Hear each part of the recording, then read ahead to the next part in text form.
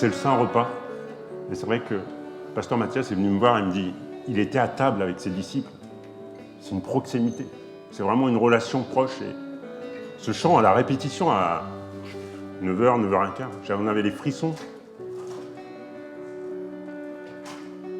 J'ai failli pleurer, c'était la répétition, c'était pas le culte.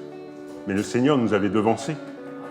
Le Seigneur est à côté de nous, il est en nous, il est proche. Prenons encore un temps. Comme j'aime le dire, moi j'aime le silence. Faire éteindre les bruits de ce monde, excusez-moi de l'expression, de ce monde pourri. Jésus est parfait. Prenons un temps. Juste la musique. Il est là, il est à côté de vous. Vous êtes proche du Seigneur. Profitez-en. C'est le meilleur. C'est le parfait. Prenons quelques minutes. Alléluia.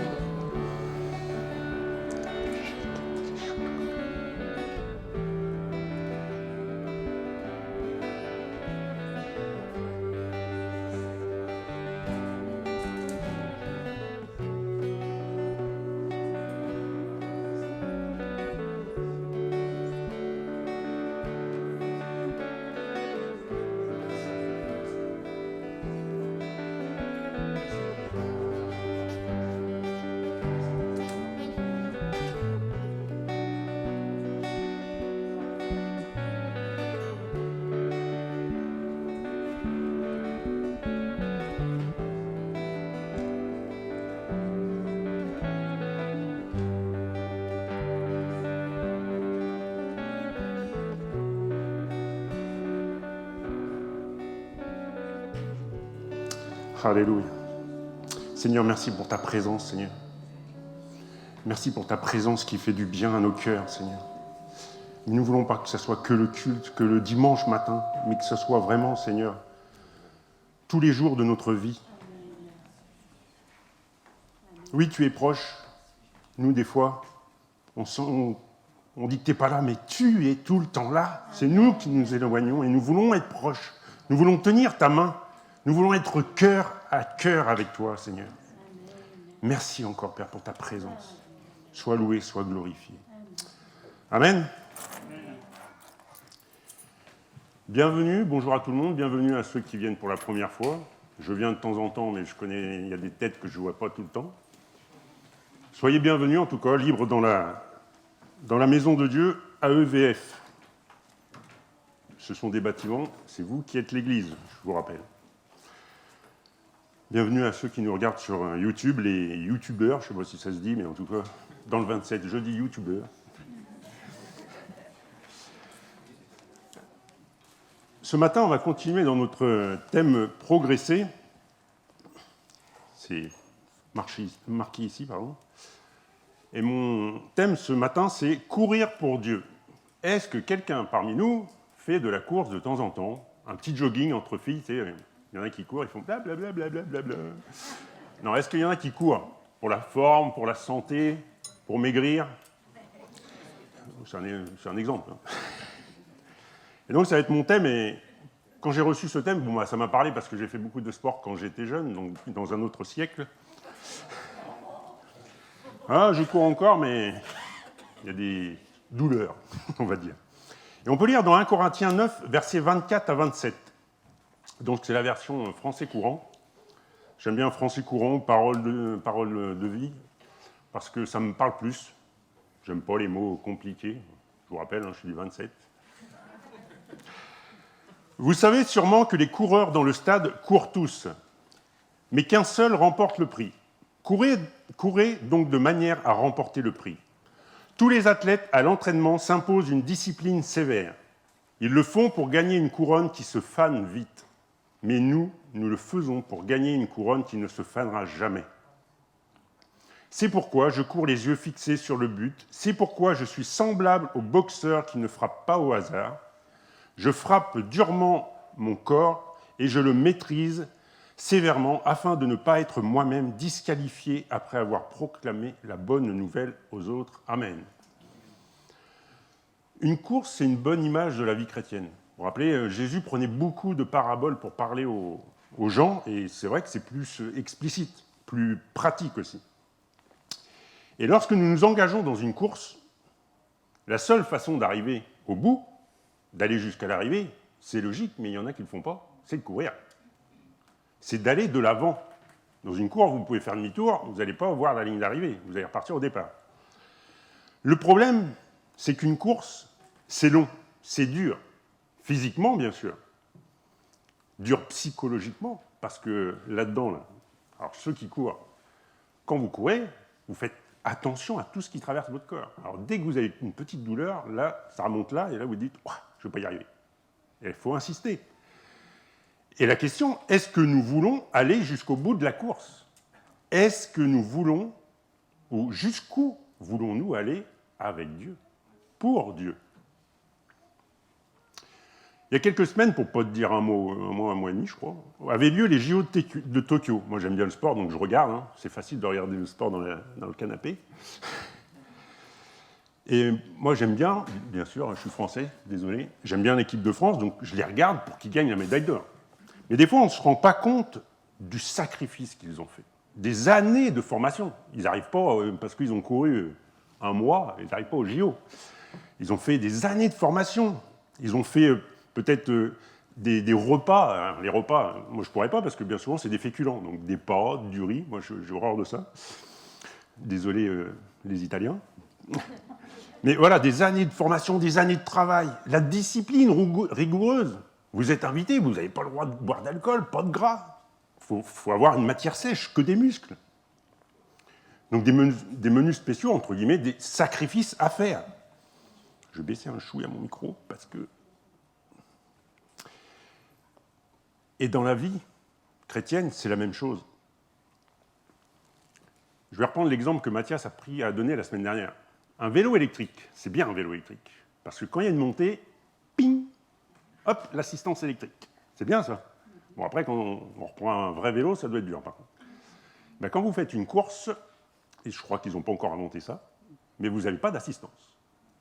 C'est vous, seul contre la distance, seul contre la fatigue, seul contre l'envie de s'arrêter. Quand vous avez un petit caillou dans la basket, plutôt que la pastèque, c'est rafraîchissant.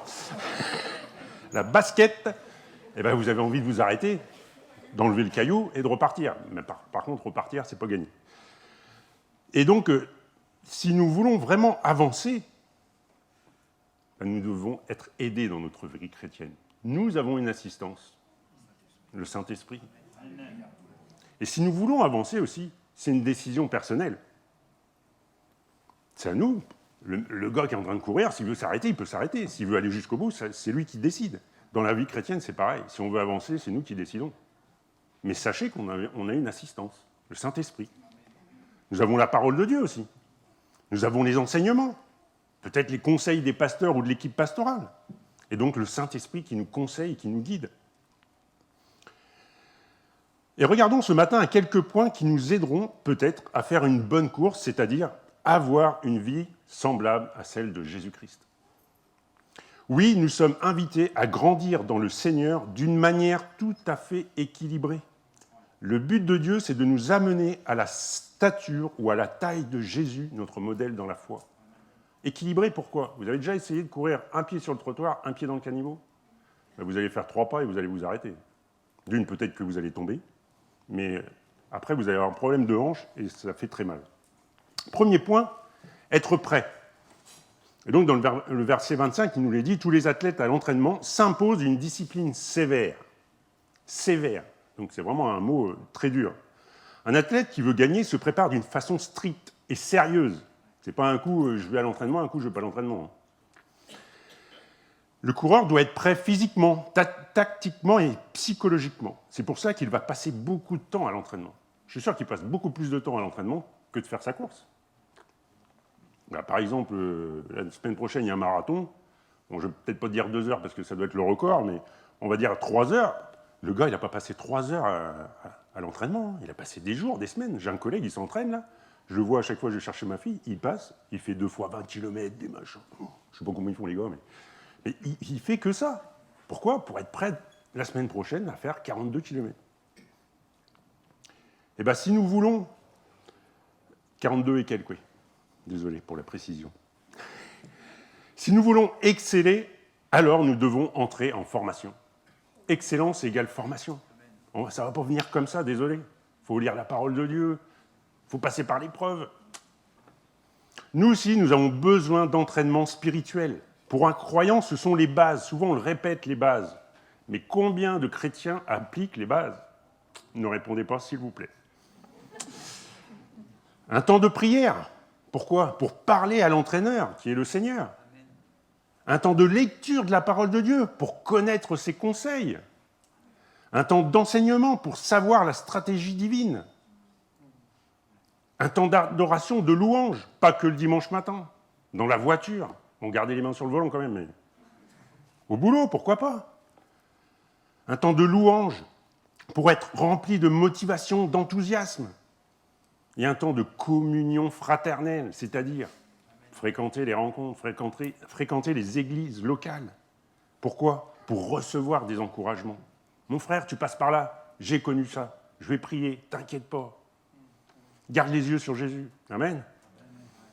Pour aller jusqu'au bout de cette course, cela exige que nous soyons prêts. Hébreux 12, verset 1, version parole de vie. Cette grande foule de témoins nous entoure. Rejetons donc, nous aussi, tout ce qui nous empêche d'avancer. Rejetons le péché qui nous enveloppe si facilement. Courons jusqu'au bout de la course qu'on nous propose. Je vais insister, je n'avais pas vu. Rejetons donc, nous aussi, tout ce qui nous empêche d'avancer. Prenons 30 secondes. Réfléchissez dans votre tête, qu'est-ce qui vous empêche d'avancer avec le Seigneur?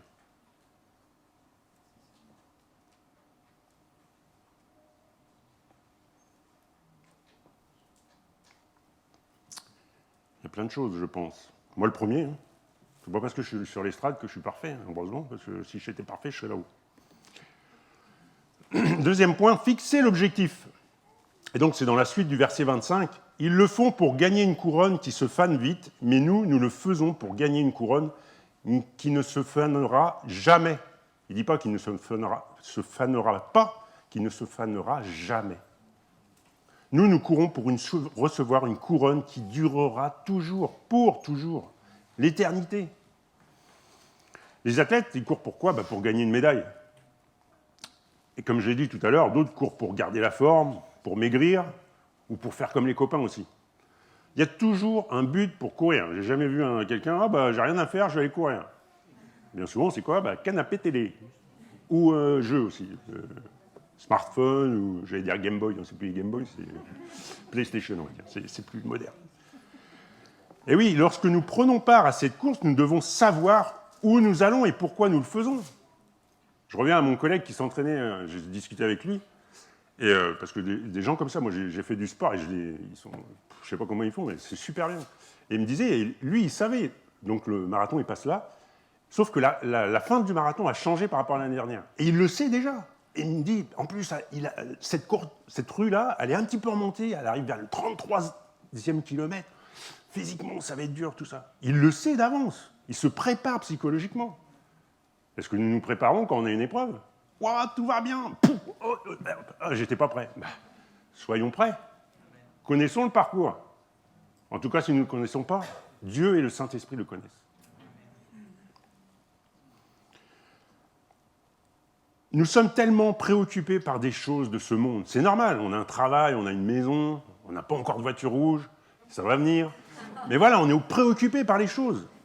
Alors que nous devrions regarder aux choses d'en haut, aux choses divines. Au verset 26, Paul précisera comment il court. « C'est pourquoi je cours les yeux fixés sur le but. » Dès le départ de la course, nous devons savoir où est la ligne d'arrivée. Vous allez courir. Alors moi, je cours, je sais où j'habite, je sais où est ma maison, je vais retourner. Et si vous faites une course, si vous ne savez pas où est la ligne d'arrivée, vous allez faire... Et des fois, c'est un peu comme ça, nous. Ça me vient à l'idée. Là. On court, la ligne d'arrivée, je ne sais pas où aller, je vais prendre à droite, c'est un raccourci. Et bing! Eh bien, je me suis planté. Seigneur, aide-moi à reprendre le bon chemin. Notre vie doit être alignée sur des objectifs divins. Oui, vous avez peut-être des objectifs professionnels ou peut-être familiaux. Mais mettez Dieu en premier, vous allez voir, ça va se réaliser. Si c'est la volonté de Dieu. Désolé, je le précise. Dieu et son œuvre en premier, malgré les difficultés, malgré les circonstances, malgré nos envies. Paul dira dans Philippiens 3, verset 14, « Je cours vers le but pour obtenir le prix de l'appel céleste de Dieu en Jésus-Christ. » Courons pour avoir ce but. Mais nous devons aller jusqu'au bout.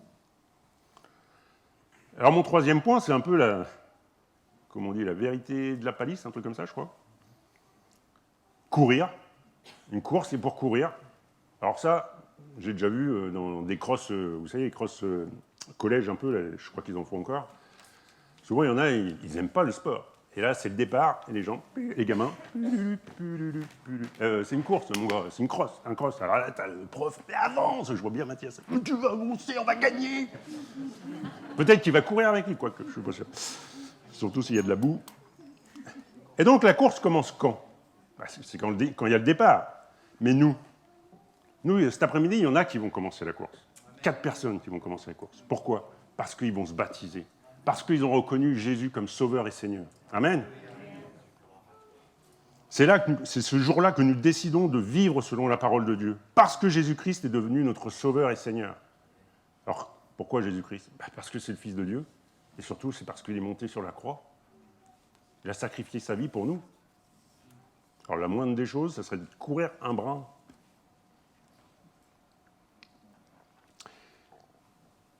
Et lorsque nous avons pris le départ de la course, eh bien, il nous faut courir. Si nous voulons gagner la course, c'est-à-dire d'aller jusqu'au bout, cela exige de faire la course.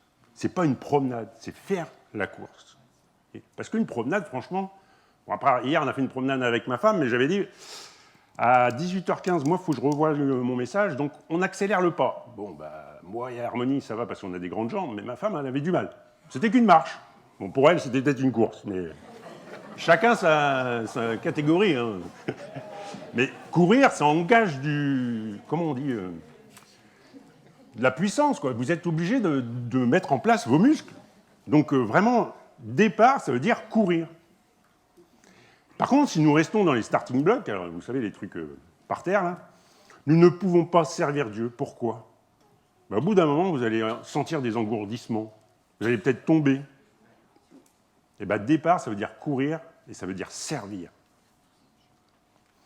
La course commence avec Dieu lorsque nous osons, lorsque nous obéissons, lorsque nous sommes audacieux pour Dieu.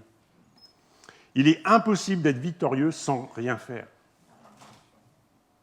Si vous voulez avoir quelque chose, il faut faire des sacrifices. Il faut aller travailler, il faut gagner de l'argent, il faut économiser, etc. Vous faites quelque chose. Vous n'allez pas... demain, je vais aller devant le garage et je dis « Tiens, ça c'est ma voiture rouge, tu me la donnes, s'il te plaît ?» Ah non, il faut faire un chèque avant.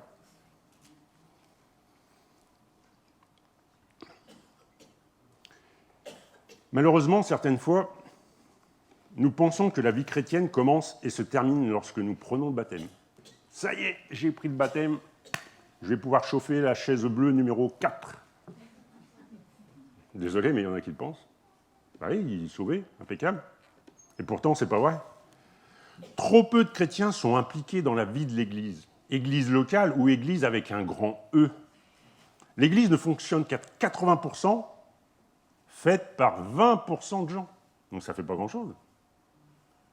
Lorsque nous prenons le départ, nous devons nous mettre en action.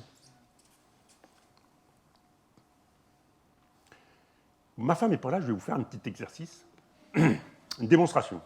Starting block, vous savez comment ça marche ? Ma fille, elle est en plein dedans, puisqu'elle est dans l'athlétisme, donc elle est en plein dedans. Alors, je vais vous montrer, je vais essayer de ne pas faire comme Mathias, de tomber ou de faire tomber mon micro. Donc, starting block, c'est comme ça. Mais en vrai, c'est vraiment penché comme ça. Les chrétiens qui ne bougent pas, ils sont comme ça. Et bien, au bout d'un moment, au bout de 2 mois, 3 mois, franchement, déjà, j'ai mon pied, là, je suis au bout de ma vie. Là.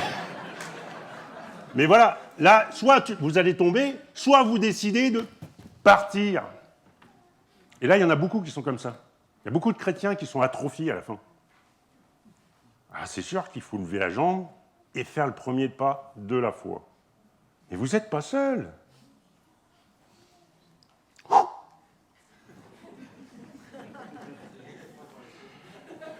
C'est juste pour vous montrer.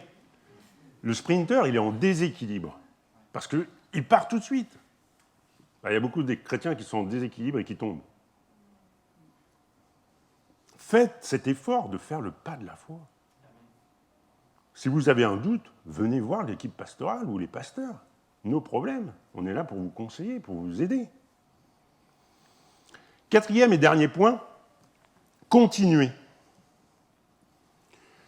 Bien souvent, la course chrétienne, ce n'est pas une course courte.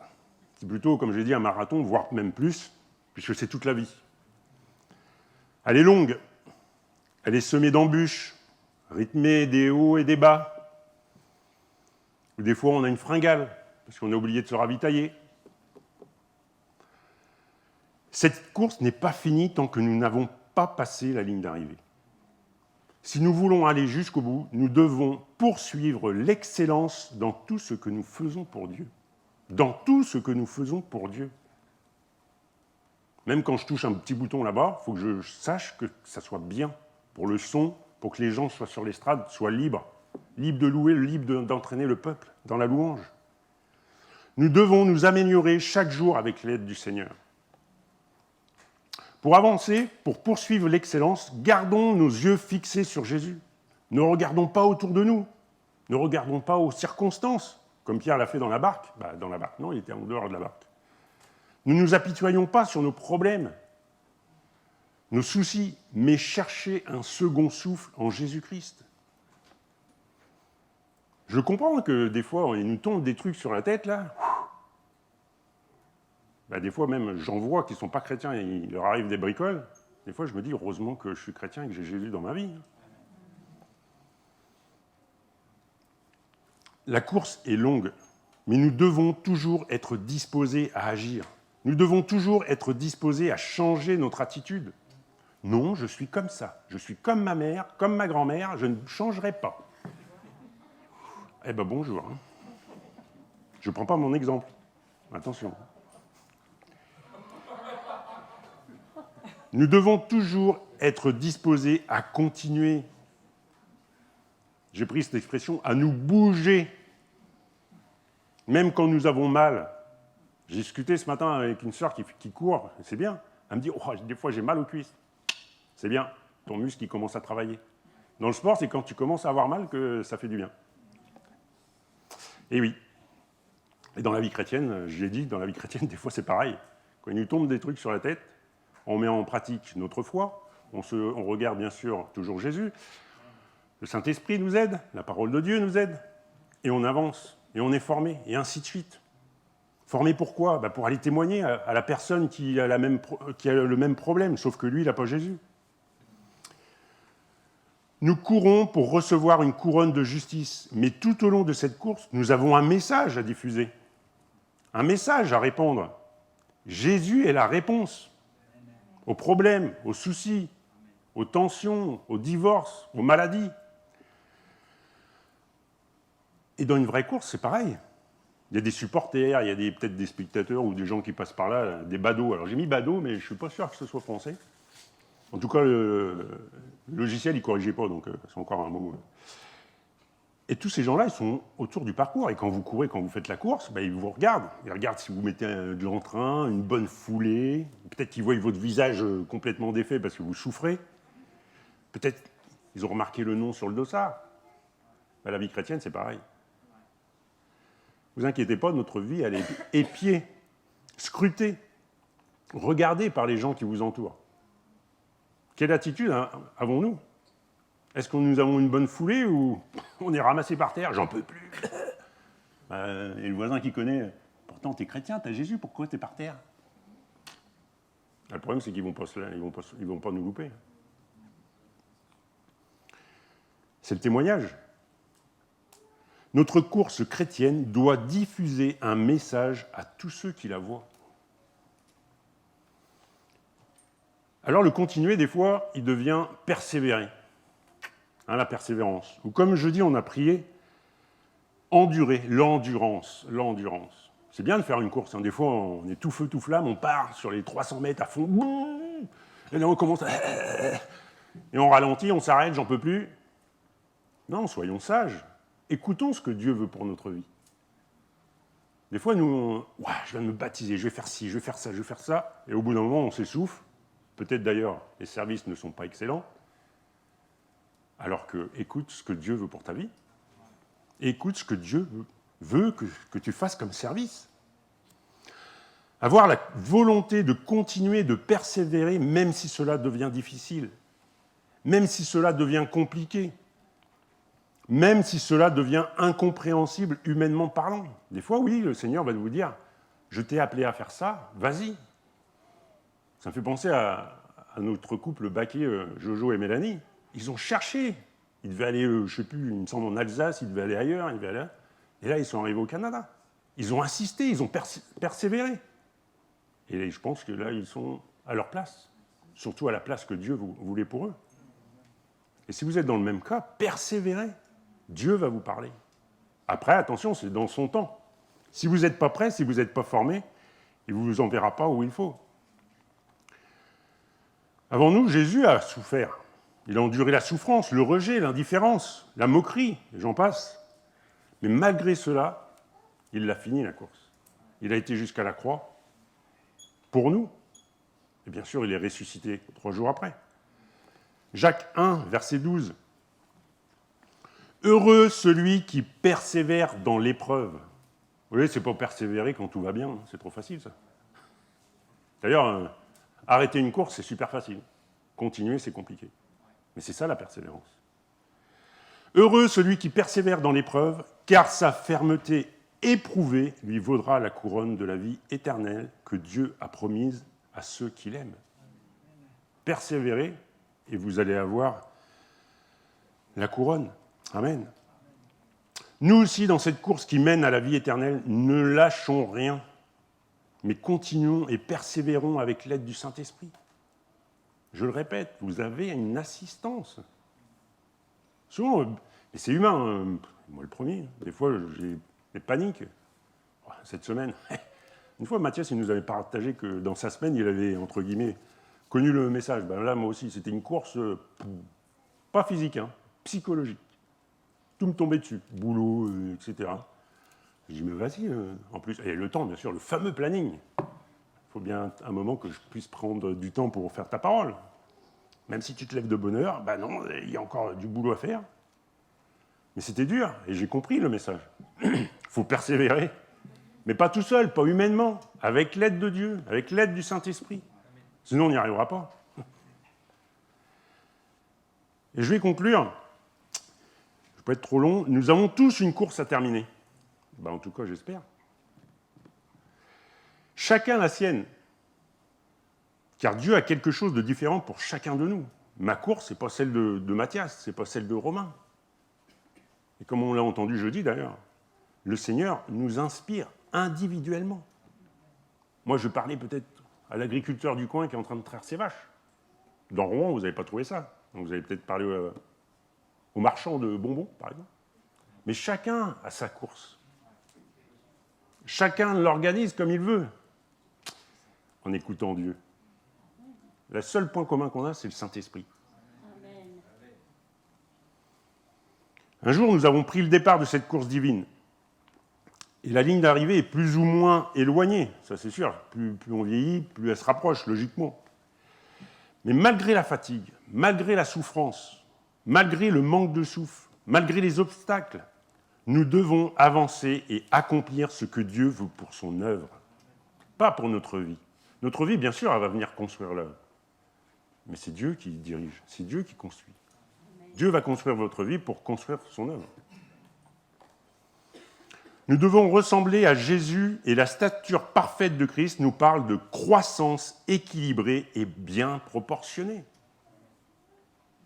Là, vous avez des sportifs, je crois que les nageurs, ils ont des épaules comme ça. Là. Excusez-moi, c'est pas proportionné. Par contre, ceux qui courent, franchement, c'est pas parce que je l'ai fait, hein, mais ils sont proportionnés. Ils ont des bons poumons, des bonnes cuisses, des bons mollets. La tête aussi, parce que courir, c'est pas facile, surtout tout seul. Et comme je disais à cette sœur, moi j'aime bien courir sans musique, dans le silence. Bon, après, des fois, il y a le petit vélo qui est là, qui part, mais c'est pas grave. croissance équilibrée et bien proportionnée. La vie de chrétien, c'est ça. Ça doit être ça. Prions, travaillons et laissons la grâce de Dieu nous préparer, nous transformer, nous équiper là où nous en avons besoin. Lui, il connaît toutes choses. Des fois, on se dit « Ah, j'ai besoin de m'améliorer là ». Sauf que c'est le domaine où on aime bien. Que lui, Dieu ne veut pas. Il peut vous améliorer là. Ah oui, mais non, là, ça fait mal. Et oui, lâche prise. Si nous voulons aller jusqu'au bout, nous devons sans cesse progresser dans notre vie chrétienne. Quand un athlète a gagné une fois, il s'arrête. La prochaine course que je fais, je vais gagner, j'ai déjà gagné. Eh non, il continue, et même c'est pire. Parce que ça va être le favori. Ben, dans votre quartier, vous êtes peut-être le favori. Oh, lui, il est bien, je vais le voir parce que ça ne va pas. Cool, super. Témoignage. Mais nous devons nous remettre en question régulièrement parce que le monde, il change. Hein. Les mentalités. Et des fois, on est, oui, c'est le cas de le dire, on est à bout de course. Et je vais finir par ce passage. Si nous voulons aller jusqu'au bout, et si nous allons jusqu'au bout, nous pourrons dire comme Paul dans 2 Timothée 4, versets 7 et 8, « J'ai mené le beau combat, pas le bon, le beau combat. J'ai achevé la course, j'ai gardé la foi. Désormais, la couronne de justice m'est réservée. Le Seigneur, le juge juste, me la donnera en ce jour-là. » C'est pas fini. « Et non pas seulement à moi, mais aussi à tous ceux qui auront aimé sa manifestation. » Amen. Vous avez une course à finir. Reprenez la course peut-être. Peut-être que vous êtes tombé. Des fois, dans une course, on est plusieurs. Hein. Des fois, au départ, des fois, on se marche dessus. Ça ne se voit jamais dans les courses, les vraies courses. Mais s'il y a un chrétien qui tombe, prenons 2 minutes pour le relever. C'est l'amour fraternel.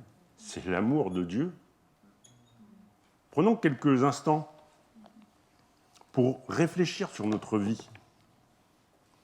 Et surtout pour demander à Dieu sa volonté. On peut réfléchir sur notre vie humainement, je ne suis pas sûr que ce soit la volonté de Dieu. Prenons vraiment un petit temps devant Dieu. Et si peut-être tu t'es pas encore engagé dans la course, peut-être tu es sur le bord de la route, tu nous regardes, tu regardes les chrétiens, comment ils vivent. Peut-être que tu es tombé, mon frère, ma sœur. Peut-être que tu as oublié de lire la parole de Dieu et ça ne va pas.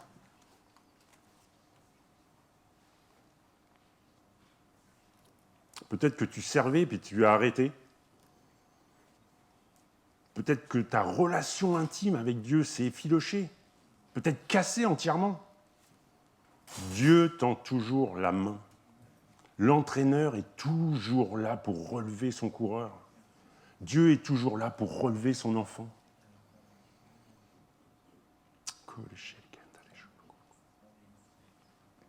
Ce matin, s'il y en a dans cette situation, qu'ils puissent se lever, et je vais juste prier pour vous de loin, mais qu'ils puissent se lever pour que Dieu voie que vous voulez reprendre cette course pour votre vie. Reprendre peut-être le service, ou peut-être vous engager enfin pour Jésus. Des fois, il y en a, ils côtoient l'Église pendant des années sans faire le pas de la foi, sans rentrer dans la course. Ils sont là sur les starting blocks, ils sont engourdis, ils sont atrophiés. Prends cette décision peut-être aujourd'hui, de faire cette course, de prendre Jésus comme sauveur et Seigneur de ta vie. C'est le meilleur qui peut arriver pour ta vie. Prenez 2 secondes pour vous réfléchir et vous lever à votre place. Et je vais prier pour vous.